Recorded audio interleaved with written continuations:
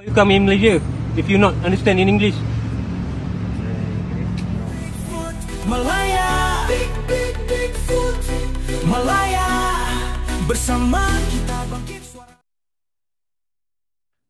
Rakaman video dekat kawasan Bukit Bintang ini menunjukkan satu pemandangan yang dah mula menjadi biasa. Seorang individu dipercayai pendatang tanpa izin daripada komuniti Rohingya dilihat memakai kostum badut atau clown sambil mengemas di situ. Dia cuba tarik simpati orang ramai dengan gaya lucu, tapi bila aktivis datang tanya dalam bahasa Melayu, terus dia buat muka blur. Kononnya tak faham sepatah pun. Aktivis ini cuba pula tanya dalam bahasa Inggeris. Jawapan tetap sama, tak pandai Inggeris. Tapi selepas tu dia pula yang bercakap dalam bahasa Inggeris. Siap suruh aktivis guna translator dalam telefon untuk berkomunikasi. Hai, pandai pula cakap dalam bahasa Inggeris bila nak suruh sesuatu ya. Taktik macam ni dipercayai antara cara yang digunakan sebahagian pendatang bila mereka ditahan mengemis. Pura-pura tak faham Melayu, tak faham Inggeris supaya proses lambat dan dapat simpati. Realitinya mereka hidup senang mengemis di negara orang. Sedangkan orang tempatan kena ikut peraturan. Pihak berkuasa kita boleh dilihat terlalu lembut. Kalau di negara lain, tindakan tegas dah tentu dia ambil lama dah terhadap kes macam ni.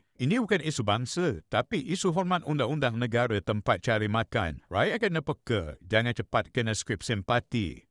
Bantu yang betul-betul perlu, tapi jangan sokong aktiviti yang salah. Dan pihak berkuasa kena lebih tegas supaya tak jadi budaya buat apa saja pun boleh.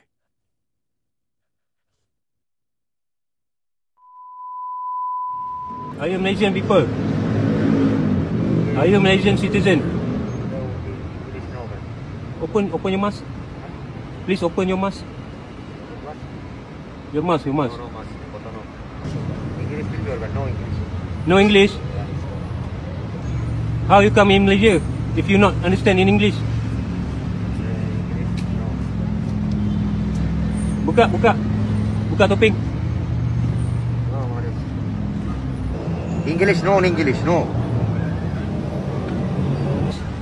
English, no, English, still no English. No English. Still English, no. From which country are you? No, I'm not your English, I'm Indian.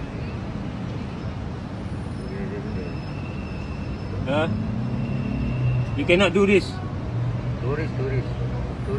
You What? tourist. What tourist? I'm not your English, no English. You cannot do this. If you're not Malaysian, you cannot do this. If you are foreigner, you cannot do this. English, no English. No, English, no. Orang apa pun tak tahu cakap. Bahasa Inggeris pun tak tahu dia kak. Translate, par translate. Telephone translate. Then you know, now you know. English, no English. You cannot do this. This is wrong.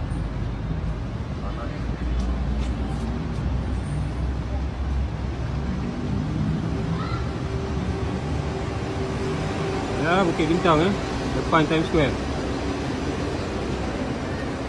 Nak gerak dah.